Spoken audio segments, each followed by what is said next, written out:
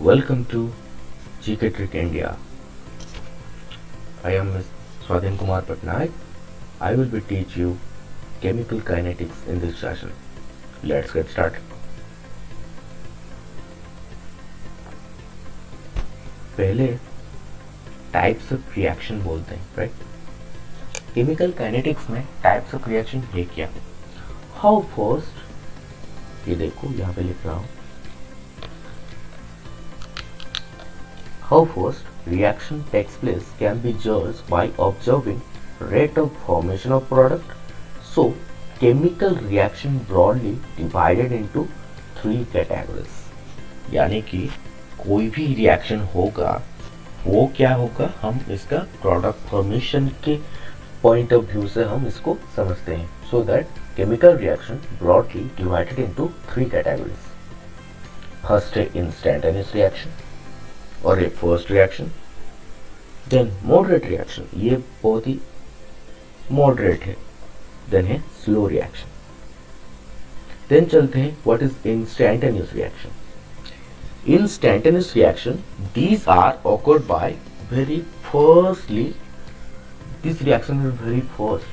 पहले तो बात ये है कि जब रिएक्शन होते हैं बहुत ही फास्ट होता है, लाइट स्पीड भी हो जाता है, राइट? इसे बोल रहा हूँ, लाइट स्पीड में नहीं होते पर वेरी फास्ट हो जाते हैं, कुछ ही चंद सेकेंड में हो जाते हैं, राइट? इसको हम बोलते हैं instantaneous reaction. These reaction are ionic in nature, very very important. यानी कि कोई भी रिएक्शन होगा वो बहुत ही, ये सब हो गए आयोनिक इन नेचर, यानी कि इनके अंदर आयोन की एक्सचेंज हो जाता है. ओके. देन इंस्टेंटेनियस रिएक्शन का जो मेजरमेंट है, यानी कि इसका जो रेट को हम मेजर करते हैं, इट इज वेरी डिफिकल्ट. यानी कि कुछ चंद सेकंड में अगर कोई रिएक्शन हो गया तो भाई हम कैसे इसका रेट निकालेंगे? It is difficult to measure the rate of a reaction. ये देखो, ए हो गया एक रिएक्टेंट और एक बी हो गया एक रिएक्टेंट, मिलके बना दिए सी प्लस डी. समझ लो एक एग्जाम्पल से. ये हो गए रिएक्टेंट. ओके, ये क्या हो गए? ये हो गए रिएक्टेंट. रिएक्टेंट कुछ प्रोसेस के थ्रू प्रोडक्ट में कन्वर्ट होंगे. यानी कि जो दूसरा वाला पेन से लिख रहा हूं, ये सब क्या है? ये सब है, रुको, ये सब है प्रोडक्ट्स, राइट? ये सब क्या है? प्रोडक्ट्स. ये सब है प्रोडक्ट्स. रिएक्टेंट कुछ प्रोसेस की तरफ जाएंगे, प्रोसेस के थ्रू जाएंगे, उसके बाद वो प्रोडक्ट फॉर्मेशन करा लेंगे. अगर इस रिएक्टेंट प्रोडक्ट फॉर्मेशन करने में कुछ चंद सेकेंड लगता है, यानी कि वेरी फास्ट हो जाता है, तो इसको हम इंस्टेंटेनियस रिएक्शन बोलते हैं. जैसे कि एग्जांपल लूं, प्रेसिपिटेशन रिएक्शन, यानी कि यहाँ पे प्रेसिपिटेट हो जाएगा रिएक्टेंट. देन है न्यूट्रलाइजेशन रिएक्शन. दोनों का एग्जांपल्स लिखता हूं मैं, रुको, इसको इरेज कर लेता हूं. इसका मैं अगर एग्जाम्पल लिखूं तो ए से कुछ होगा. प्रेसिपिटेशन रिएक्शन का अगर एग्जाम्पल लूं तो तुम तो जानते हो नॉर्मल जो हमारा सॉल्ट होता है NaCl, यानी कि सोडियम क्लोराइड. सोडियम क्लोराइड जब हमारा AgNO3 यानी कि सिल्वर नाइट्रेट के साथ रिएक्शन करता है तो कुछ रिएक्शन ऐसे होता है. यहाँ पे हो जाता है AgCl यानी कि silver chloride and NaNO3 sodium nitrate. Okay, ये हो गया तुम्हारा normal salt. Whenever salt is treated with silver nitrate, ये हो गया सिल्वर नाइट्रेट.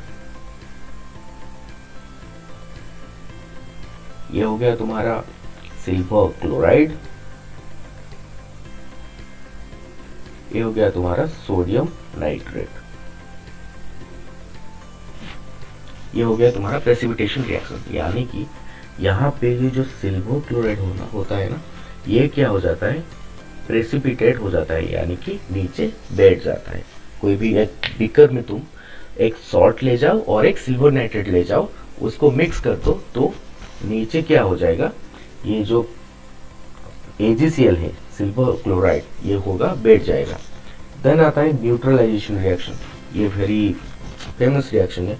यानी कि अगर कोई भी एसिड वेरी वेरी इंपॉर्टेंट, और बेस रिएक्ट करे तो उनको हम बोलेंगे न्यूट्रलाइजेशन रिएक्शन। यानी कि एसिड और बेस अगर मिलते हैं तो क्या बनाते हैं, ज्यादातर सॉल्ट और वाटर बनाते हैं। 9th क्लास में पढ़ा है मैंने, राइट, 10th क्लास में भी पढ़ा होगा। अगर एसिड है, यानी कि मैं एक एसिड लेता हूँ, लेट्स से HCl ले जाता हूँ, ठीक है, हाइड्रोक्लोरिक एसिड, हमारा पेट में भी होता है ये, हमारा जो स्टोमक है वहाँ पे HCl सीक्रेट होता है। Then the base is let's say sodium hydroxide, NaOH. Whenever HCl or the hydrochloric acid is treated with sodium hydroxide, it creates normal salt NaCl with water. यानी कि जब भी हमारा हाइड्रोक्लोरिक एसिड हमारा sodium hydroxide के साथ react करता है तब ये वाटर बना देता है। इसको हम बोलते हैं न्यूट्रलाइजेशन रिएक्शन। ये बहुत ही फास्ट हो जाता है, कभी ट्राई किया है तो कर लेना, ओके। प्रेसिपिटेशन रिएक्शन और न्यूट्रलाइजेशन रिएक्शन बहुत ही फास्ट होते हैं, सो दैट इंस्टेंटेनियस रिएक्शन को हम कुछ इस तरह स्टडी करते हैं। देन हम चलेंगे मॉडरेट रिएक्शन की तरफ। ये हो गया मॉडरेट और एक है स्लो रिएक्शन। अगर मॉडरेट की बात करते हैं, these reaction are completed with the measurable period of time. यानी कि अगर इस रिएक्शन, ये सब रिएक्शन ना बहुत ही लिमिटेड होते हैं, यानी कि लिमिटेड नहीं, बहुत ही स्प्रेड होते हैं, बट इनका जो टाइमिंग है ना वो लिमिटेड हो जाता है।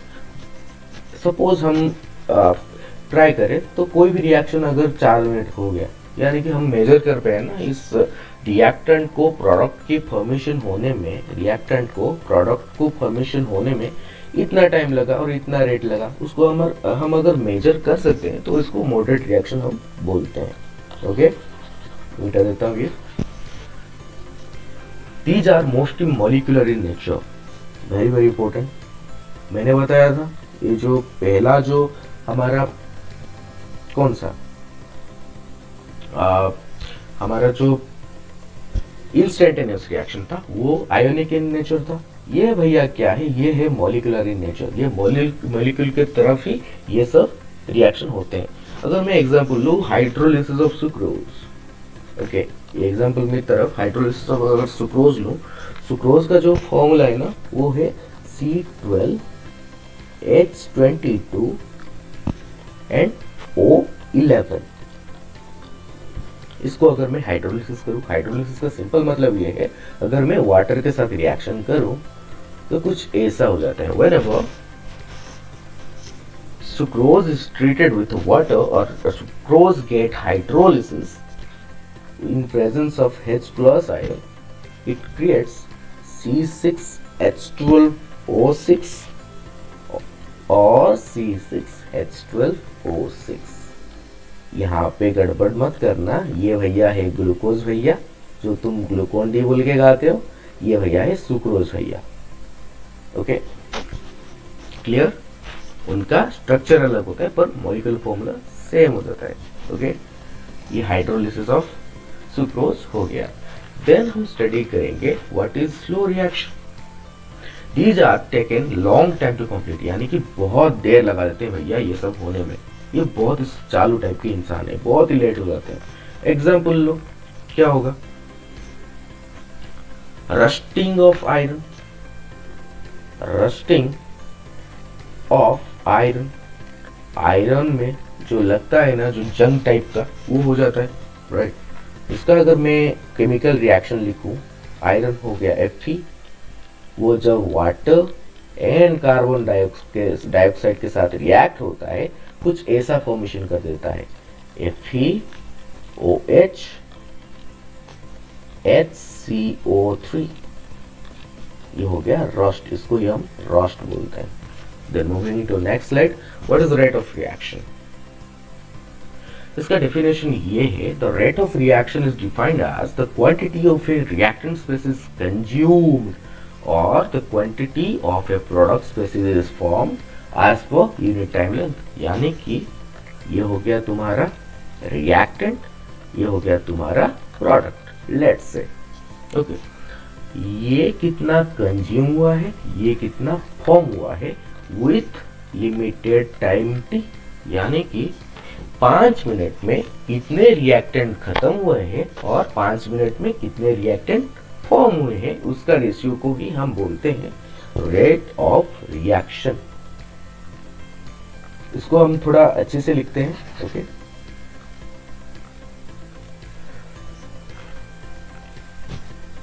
consider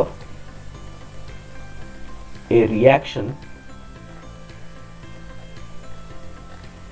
is raised from R to P। Okay, reaction क्या होता है, R to P जाता है, यानी कि रिएक्टेंट टू प्रोडक्ट बनता है। So that the rate of reaction should be amount of R consumed divided by time taken, और हम कुछ इस तरह भी बोल सकते हैं रेट ऑफ रिएक्शन, ROR में लिख लेता हूं शॉर्ट फॉर्म में, अमाउंट AMT लिख लेता हूं, amount of P formed upon total time taken। Simple. Okay, इसको कुछ ऐसा भी बोल सकते हो, rate of disappearance of R, यानी कि रेट ऑफ डिसअपियरेंस यानी कि खत्म हो जाना, अपियर मत होना ऑफ रिएक्टेंट। यहां पे कुछ इस तरह बोल सकते हो, rate of appearance of product. दो तरफ भी तुम बोल सकते हो, यानी कि मैं कुछ इसको डोनेट कर सकता हूं कुछ अलग टाइप से। यहाँ पे इरेज कर रहा हूं, स्क्रीनशॉट लेके लिख लेना। और एक बार चैनल को सब्सक्राइब कर देना यार, पैसा नहीं लगता, जीके ट्रिक इंडिया आपके साथ ही है। और ये इसका चैनल का मोटो है कि फ्री में आपको कैसे क्वालिटी एजुकेशन मिले। ओके, इसको कुछ हम इस तरह भी लिख सकते हैं, रेट ऑफ रिएक्शन यानी कि माइनस, ये खत्म हो गया, so that minus del R upon del T, ये हो गया इक्वेशन नंबर 1। सपोज इसको कुछ हम इस तरह लिख सकते हैं, plus del P upon del T which is equation number 2। या गॉट इट।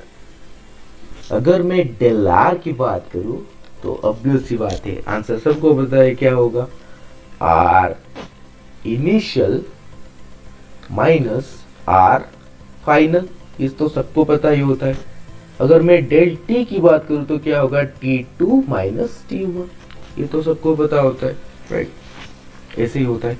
अगर मैं मैथमेटिकली इम्प्लीमेंटेशन करूं, ये देखो मैंने स्लाइड भी बना दिया था, मैथमेटिकल एक्सप्रेशन करूं, मैं लिख देता हूं, mathematical expression for a rate of a reaction involving same stoichiometric coefficient of all reactant और प्रोडक्ट अगर होता है। अगर मैं एक एग्जांपल ले जाऊं, NO2 यानी कि NO2 गैस है, right, sodium dioxide carbon monoxide के साथ अगर रिएक्ट करूं तो ये क्या होगा, NO फॉर्मेशन होगा और CO2 गैस फॉर्मेशन होगा। यहाँ पे अगर तुम रेट ऑफ रिएक्शन स्टडी करो ROR, तो rate of disappearance of NO2 होगा is equals to appearance of NO होगा।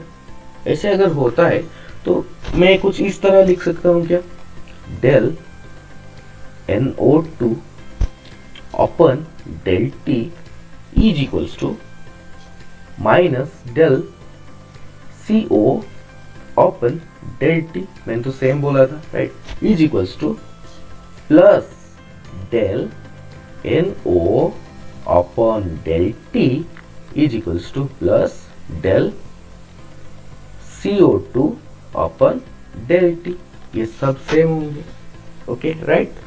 सो दैट फॉर ए रिएक्शन, इसको देख के मैं एक अच्छा सा एक्सप्रेशन बना लेता हूं for a reaction AA plus BP tends to CC plus DD अगर है तो उसका रेट ऑफ रिएक्शन क्या होगा बाबू भैया, बोलो। हाँ, minus 1 by A open into del A upon del T is equals to minus 1 by B del B upon del T is equals to plus 1 by C, यानी कि फॉर्म वाइज हो plus ही होगा ना, del C upon del T is equals to plus 1 by D del D upon del T. Very very important, बहुत सारे exam पे ये आ सकता है तुम्हारा, खास करके बोर्ड एग्जाम पे, राइट। लिख लो ये स्क्रीनशॉट लेके। Moving into next slide. अगर मैं बात करूं इसका यूनिट्स का, तो व्हेन कंसेंट्रेशन, यूनिट्स का बात करूं तो क्या होता है, व्हेन कंसेंट्रेशन, लिख लेता हूं, when concentration is in mole liter inverse and time is in second, then the rate of reaction, ROR will be mole liter inverse second inverse। ऐसे लिख सकते हो। अगर तुम एसआई सिस्टम की बात करो तो तुम इससे लिख सकते हो mole litre inverse minute inverse. Okay, general में ये ऐसे होता है।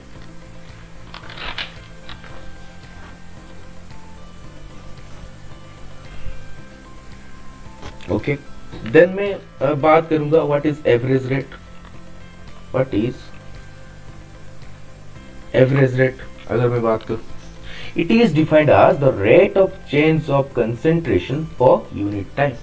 अगर rate of change of concentration per unit time, यानी कि कितना कंसेंट्रेशन चेंज हुआ इतने टाइम पे, ये होता है एवरेज रेट। एवरेज रेट की अगर बात करूं, इसको डिनोट करते हैं RAB से, is equals to del x upon del t is equals to minus x2 minus x1 upon t2 minus t1। ये हो गया एवरेज रेट, तुम आसानी से निकाल सकते हो। Then what is instantaneous rate? It is defined as the decrease in a molar concentration of reactant और increase in molar concentration of a product at a particular instant of time at a given temperature। यानी कि decrease in molar concentration of reactant है जो reaction में, उसका decrease होना और increase in concentration of A product at instant time is called instantaneous rate. यानी कि ये चल रहा है, सपोज ले जाओ 5 सेकंड में रिएक्शन कंप्लीट हो रहा है, सपोज ये जो 2 सेकंड 2 नंबर वाला सेकंड है, यहाँ पे सडन चेंज हो गया, तो इसको ही बोलते हैं instantaneous rate change. Okay, got it. So instantaneous rate is defined कुछ ऐसे हो जाता है, देखो डेल एक्स, ये डिफरेंशियल इक्वेशन पे आ जाएगा, del x upon del t at t tends to 0, limit आ जाएगा यहाँ पे, इसको बोलते हैं dx अपॉन dt। ओके, अगर मैं एक रिएक्शन लू N2O5 डाई नाइट्रोजन पेंटा ऑक्साइड, इसको बोलते हैं डाई नाइट्रोजन पेंटा ऑक्साइड, ये 4NO2 प्लस O2 बनाएगा, ये बैलेंस कर दो इक्वेशन। तो इसका जो इंस्टेंटेनियस रेट है ना, वो कुछ ऐसा आएगा, -1/2 d N2O5 upon dt is equals to 1/4 d NO2 upon dt plus di dt of O2। यानी कि ये यहाँ पे कुछ एक्सप्रेशन नहीं, कुछ टोक्योमेट्रिक, सो दैट यहाँ पे नॉर्मल हो गया। ये है इसका difference, instantaneous rate of reaction. तो आज का क्लास को यहाँ पे समाप्त करते हैं। चैनल को सब्सक्राइब कर देना, लाइक कर देना, शेयर भी कर देना।